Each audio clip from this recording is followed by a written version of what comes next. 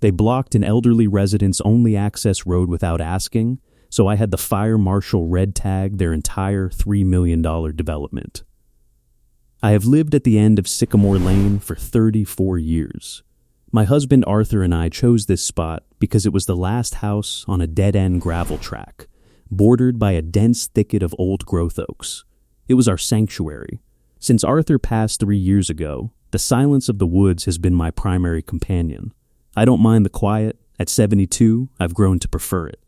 That silence was broken 6 months ago by the rhythmic thumping of surveyor stakes.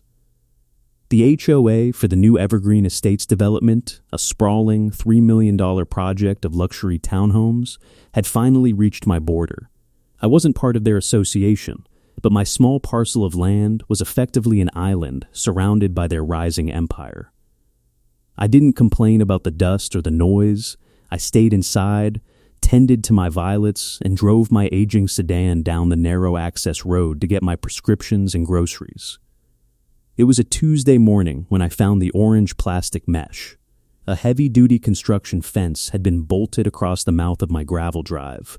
Beyond it, a crew was already tearing up the earth to lay a decorative stone median for the new estate's entrance. My only way out, the road I had used for 3 decades, was gone. No knock on the door, no phone call, just a wall of orange plastic and a pile of moved earth. I stood there in my robe, my hands shaking slightly, realizing I was effectively trapped on my own property. I didn't call the police. I didn't scream.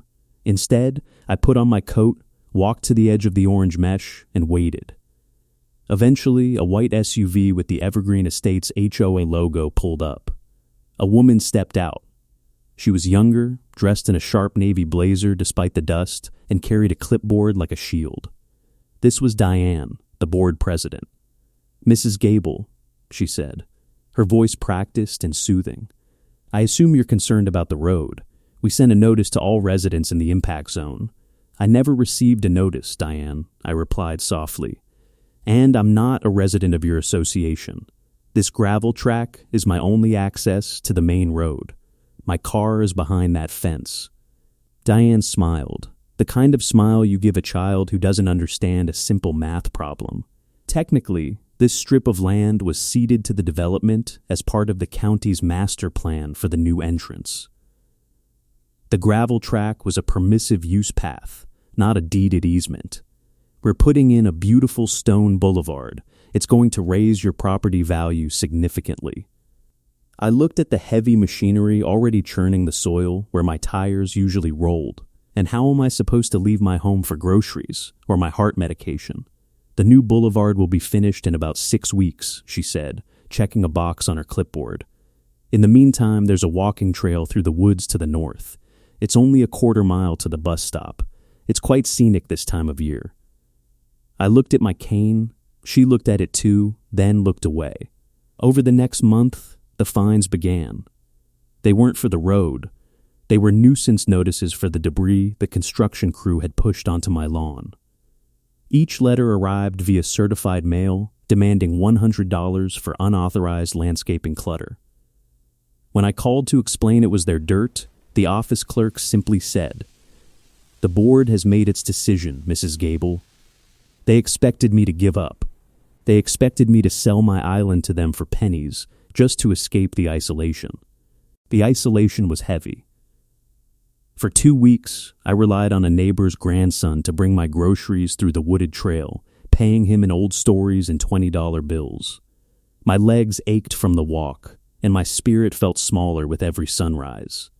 I spent my afternoons in Arthur's old study, surrounded by the smell of cedar and aging paper. I felt defeated, a ghost in my own home, watching through the window as the $3 million Evergreen Estates entrance took shape in gleaming granite and manicured sod. I began digging through our old filing cabinet, not looking for a weapon, but simply trying to remember if I had ever truly owned the dirt beneath my tires. I found the original deed from 1990.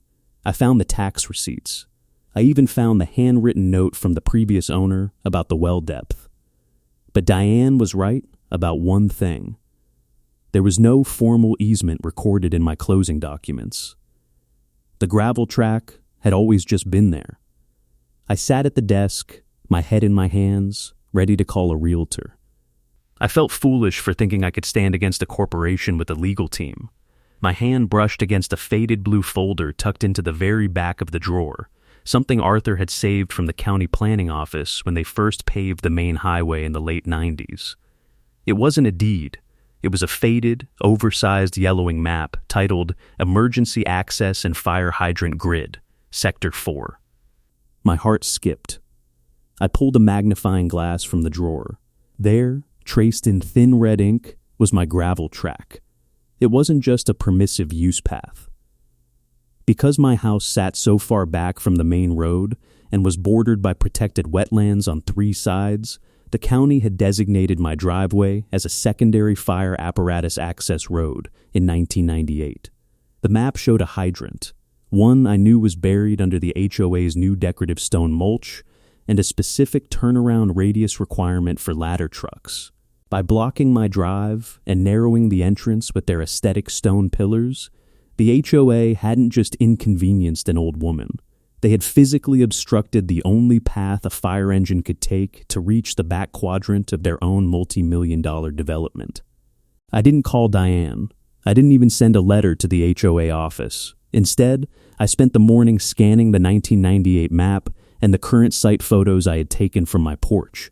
I attached them to a very short, very polite email addressed to the county fire marshal. I didn't ask for a favor. I simply asked for a clarification on emergency access compliance regarding the new stone pillars at the Evergreen Estates entrance. 2 days later, the quiet of the morning was broken, not by construction, but by the low rumble of a heavy diesel engine. A massive red ladder truck was idling at the mouth of the new boulevard. Beside it stood the fire marshal in a crisp uniform, holding my scanned map and a very long measuring tape. Diane was there within minutes, her SUV kicking up dust. She began her practice speech, the one about architectural harmony and county-approved master plans. The marshal didn't even look up from his clipboard. He pointed at the massive granite pillars that narrowed the entrance to a mere 16 feet. Then he pointed at the orange mesh fence still blocking my drive. Here is what they didn't know. The county's emergency code hadn't changed in 25 years, but the HOA's ambitions had grown too large for the law. By narrowing the entrance for exclusivity, they had made it impossible for a modern quint truck to make the turn. By blocking my gravel track, they had eliminated the only legal turnaround point for emergency vehicles in a 5-block radius. This entire entrance is a life safety violation, the marshal said, his voice carrying clearly across the lawn. He pulled a roll of heavy-duty adhesive tape from his belt. It wasn't orange mesh. It was bright, fluorescent red. He walked to the $50,000 stone pillars and slapped a stopwork, red tag notice directly onto the granite. Then he turned to the construction foreman. If those pillars aren't demolished and this gravel access isn't cleared by sunset, I'm pulling the certificate of occupancy for every finished unit in this phase. That's $3 million of real estate that legally cannot be lived in starting tomorrow. The demolition began that afternoon. The same crew that had spent weeks carefully laying the granite and stone pillars used a backhoe to tear them down in less than 2 hours. By 5 o'clock, the orange mesh was gone, and my gravel drive was not only clear, it had been widened by 4 feet to meet the marshal's updated turning radius.